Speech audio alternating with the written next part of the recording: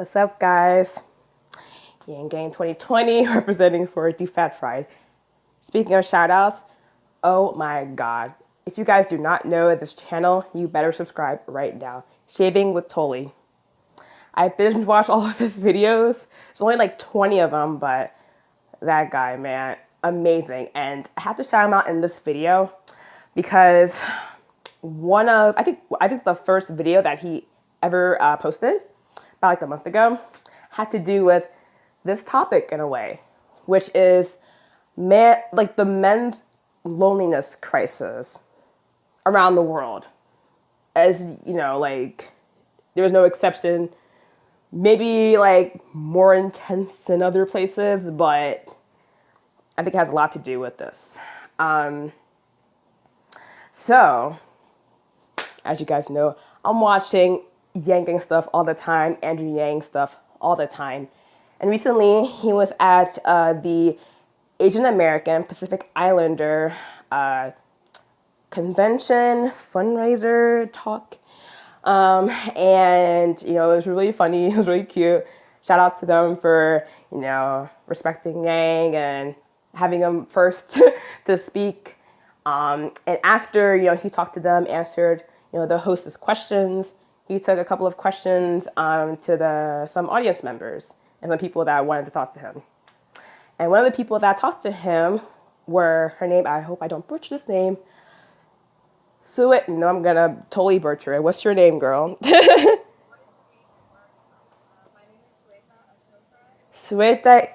my god. Sweta Asokraj. There we go. I'll link the video down below in the description. But as you guys can see, I'll probably show some clips of it right now. But this female, I believe she lives in California. I think she goes to college in the area. She may have said Berkeley, I think. And she said that she starts off with, you know, her talking to Andrew, saying that, you know, just to let you guys know, this is triggering, you know, a question or a conversation I'm going to be having. And automatically I was like, oh, it's definitely about sexual abuse. Automatically I'm like, there's nothing else really that people will warn that harshly, like, okay guys, watch out. And what do you know? It was. Okay. And, you know, she said that a couple of days ago, I believe she was at a party or like a get together, like a pretty upscale one. And then she said that she had non-consensual sex. She was definitely raped, and she tried to stop it, but she couldn't, right? And she followed that with, you know, listen, I'm here. I know I'm beautiful. I know, like, you know, I'll be okay, but we have to have a serious conversation about rape, and then have people in power either getting away with it or covering it up. She talks about specifically white males, and being the perpetrators of this. And I was like, okay, we're gonna go there. I haven't heard Yang talk about the issue of rape or sexual violence or sexual assault. So hell, that's like really good, you know, that he's people we can have on video. Hey, this is how Yang responds to this type of conversation. And I'm gonna go back to Sweta in a moment, but I want to, like, you know, like, talk about myself for a moment. I was never raped. I have never been raped before. However, you know, in the past video of me talking about Girls' Generation and K-pop, I mentioned that I was really, really into listening to or watching and reading gay romances, you know, aka BL, standing for Boys Love, on like Wattpad and other places like Nifty and stuff like that, right? And I would read these stories that just regular people would just post, you know, for free. And, you know, most of them like sucked. Most of them were just like fan fiction of like at the time, God, it was like what, 2012 or something. At the time, it was mainly like One Direction and like vampire, you know, stuff, vampire and werewolf stuff. But I found some really good gems, some really great stories having to do with like, two guys in a romance, mostly like they were probably like more on the younger side, either in high school or like college age or middle aged. And some of these stories would be pretty brutal when it came to sexual abuse, right? Like a lot of these characters would, a lot of the main characters, these guys, they would, this is totally fiction, by the way. These people would like really say like, this is fictional, by the way, just like, happened to be your life, like it's totally by accident, totally by just happenstance. I find it interesting that a lot of females would be writing these stories, right? And they would have like one of their main characters have a past of sexual assault, either by like a father, either by like some like bully in high school or something, like really intense stuff. Okay, and I can stomach that. I actually find that stuff very intriguing because for me, I kind of my favorite movie is the Titanic. Okay, like that's my favorite movie of all time because it's super tragic and super dramatic, and but the love story I think is pretty good. So like I like that kind of stuff. Anyways, I love like really tragic, like deep, just gut wrenching stories like that. So I was able to get through these fictional stories pretty easy. But I'm gonna tell you right now, I'm gonna put some up right now on the screen. But there are some stories that people like were like, I saw in the comments like, listen, like I've been reading this series for like 10 books now, but I got this book and I had to skip it. Like I couldn't do it because it's too much, But they're just well written stories.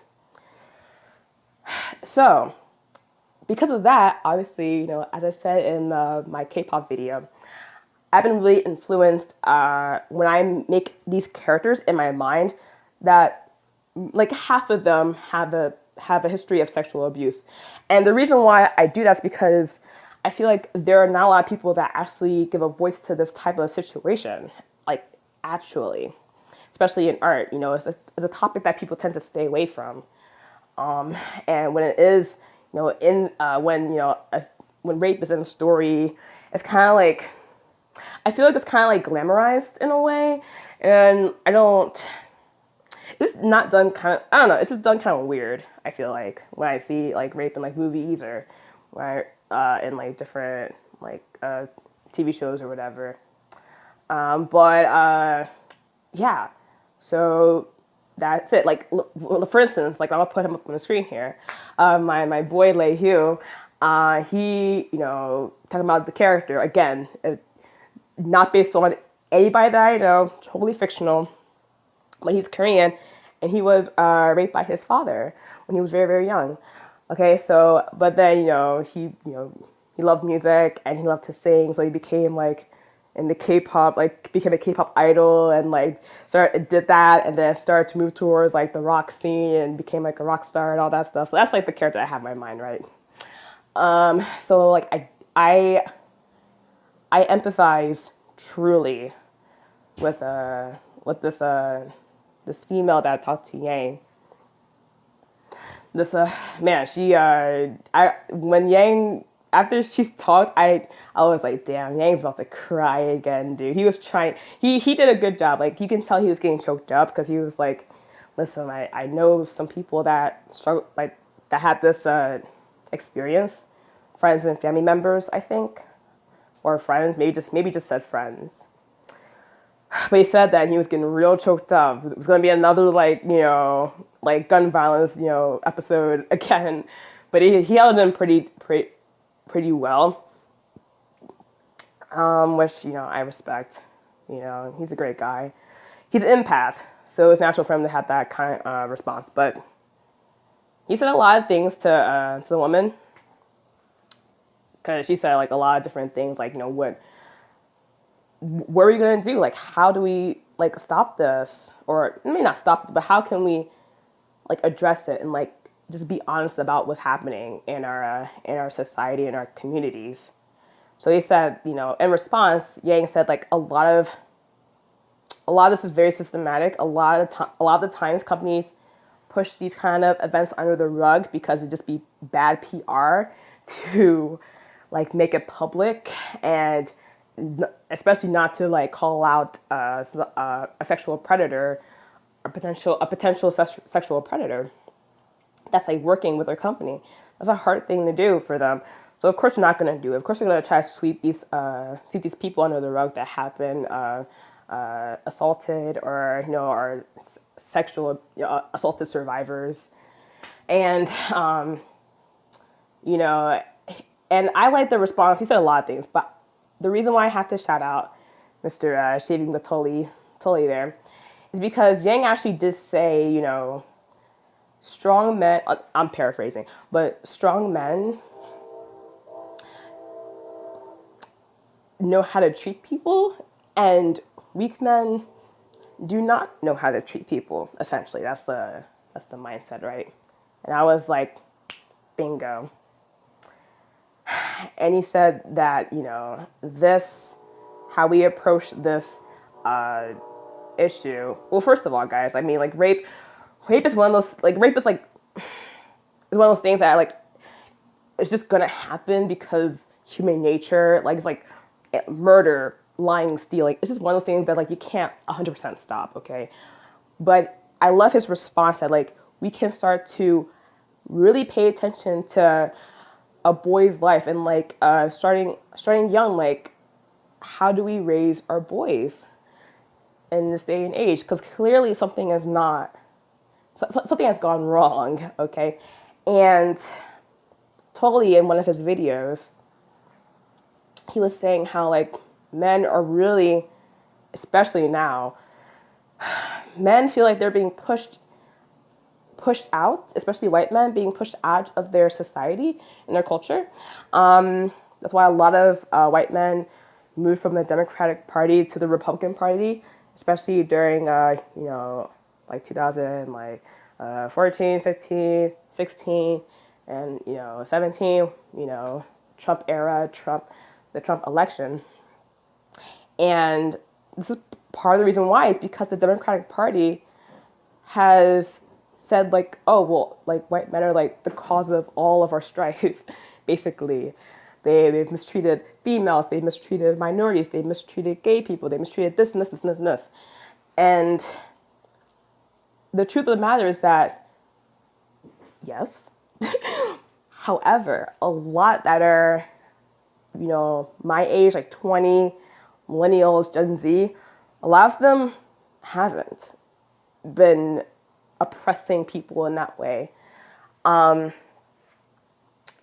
Because right now we live in a pretty, like I grew up in a pretty open society pretty much. Like obviously I dealt with racism, in my area, of course.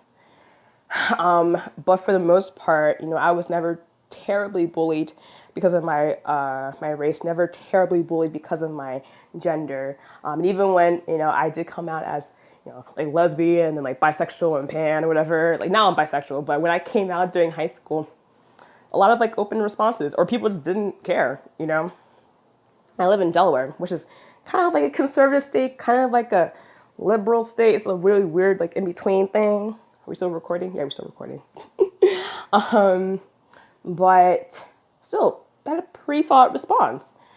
And by the way, me personally, like, this maybe because like, I just grew up in a primarily white community, but I'm like sexually attracted to white men and then Asian men, of course.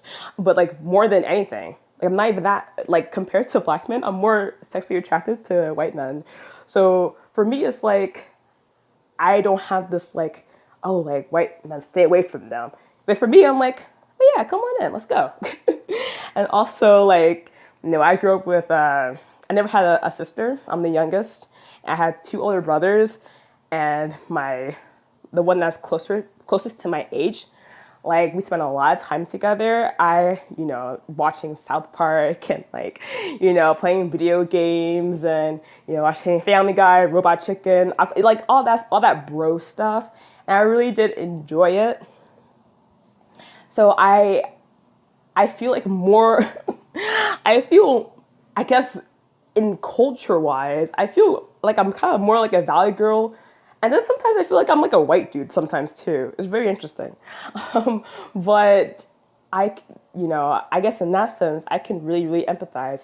I actually made a Twitter clip a ways back saying that, listen, guys, we should not we should not downgrade the, the struggling white community, because there is one, like, whether it be like what you may have thought right just then, like as like your typical white neck that's struggling, or that homeless person, but that struggling white community, that's like even further, that's encompassing of like even like the rich person that got this inheritance from like their great grandfather, and they feel like absolutely lost in life because they feel like, oh, I can never live up to my family's expectations because I've been given everything and I haven't earned, my this wealth and this great life that I've had. So now I'm going to turn to drugs to kind of fill that void of meaning and purpose in my life. There's a lot of that going on too. And shout out to Gary Vaynerchuk for speaking on that as well. I love that Gary talks about like, listen, everybody has their shit. It's just true. If we're judging people so harshly, then that's just going to make things even worse. And that's going to make things like the like white supremacists and white nationalists get even more power and more stamina, because it's a constant narrative. It's a story being told that, oh, those white people, oh, those white men. And of course they're gonna act in a really intense way. They're like, okay, fuck you. If I'm so bad, I'm going to embody that badness, so to speak. Like that's a lot of what the psychology is, whether it's happening on the surface level or subconsciously. I think that's what's happening a lot, like a lot. And that is part of the reason why I have the characters that I do. And oh my God, dude, like this is probably another reason why I love like the gay community and gay people and gay stories, because I think that our general societal fear of homoerotic or homosexuality is really making things even freaking worse. Of course, things have been way better in America, of course. And, of course, gay marriage has, been passed and has been made legal in like Australia recently, and even what's the other one? Taiwan, I think? Yeah, I think Taiwan. Hey, Andrew Yang's home state. What? Not his home state, but like where his parents were from. But yeah, that, obviously it's getting better. Of course it is. But there's something deeper that we haven't really addressed. It's not just the legal, hey, you can get married, hey, like you guys, yes, that stuff is really important, but there's also something spiritual that's going on that we see like two guys and like, it's just like freaks us out. It's really bizarre. And because of that, I think that a lot of people have a struggle with like the feminine side of men, and feminine does not mean weakness. Femininity, or the yin, so to speak, the yin to the yang, that is, empathy, compassion, kindness, things that like just as people we have to offer, including men. But of course, as you guys know, in our society, we kind of said, okay, females can have this, but men can't have that. They can't be empathetic. They can't be compassionate, subconsciously. And, it's that typical thing, oh, boys don't cry. It's like, yeah, of course girls get more emotional than guys. Like, I know, trust me, I get freaking emotional, okay? I was crying the other day, I know. But, however, guys express their emotions in different ways. And, we should really cultivate that and nurture that side, along with the masculinity. We should be embracing the yang. We should be embracing the masculinity of people, whether you're male, female, or anything in between or anything outside. We need both. And we should respect both and we should love both. And that's the problem. I think that a lot of feminists nowadays, or third wave feminism, are rejecting masculinity and putting femininity on a pedestal. And I think a lot of, your neo-Nazis or white supremacists or Proud Boys, they're downgrading femininity and putting masculinity on a pedestal. And I think both are wrong. Both are absolutely wrong. You should be putting both on a pedestal. The Honey Empire. You should be putting both on a pedestal because that is true diversity. It's not just your freaking skin color or your fucking like hair. It's in the mind too. It's in the heart. Okay. So that is my message. I'll probably be talking more about this topic in the future, but it needs to be said. And I'm so glad. What's your name, girl? I forgot already. God damn it. I'm so sorry. Suita. Suita, 사랑해요. Yeah. I love Yang's response. I love that she held herself, carried herself so well despite having that terrible experience that I cannot relate to. I really can't. Not really. I can empathize with, but I cannot relate to that. But with my platform and with my story, with my creativity, I will try my best to help like people like that. Like you can go through that experience and be a strong person, be a beautiful person anyways. Okay. I'm not about to cry, I swear. So yeah, that's what I want to do with my, gay/androgynous stories. So what I want to do with like so many things. I want to make movies about this, guys. It's gonna be pretty intense in my life when it comes to that stuff. In creating art and entertainment. But art and entertainment is super freaking impactful. That's why I love Andrew Yang, and he understands that. He understands that, especially for the freedom dividend, art. We would literally have an art renaissance all over the world, starting with, America. Really, I think it started in like Asia, honestly. Because East Asia is fucking killing it with like anime and K-pop and all that stuff. And Thailand with their gay web series and their gay movies and stuff. Freaking killing it. And Vietnam too. I see you, Vietnam. But in America, there's a lot of fucking hurting people out there, and that's what we need to address. Of course, there needs to be rules in place when it comes to whether guys can get away with rape or sexual harassment and stuff. Of course there is, but for me, that's not my lane. My lane is, this other stuff. It's like the heart stuff, the touchy-feely stuff, the art, all that stuff that I know I can really contribute to immensely. So again, guys, please, please, please watch Shaving with Toli's video and try to watch the rest of his channel. And again, links are down below. That's all I gotta say, guys. And I love you so much, and hopefully you can understand, where we're all coming from. All right. 사랑해요. 안녕.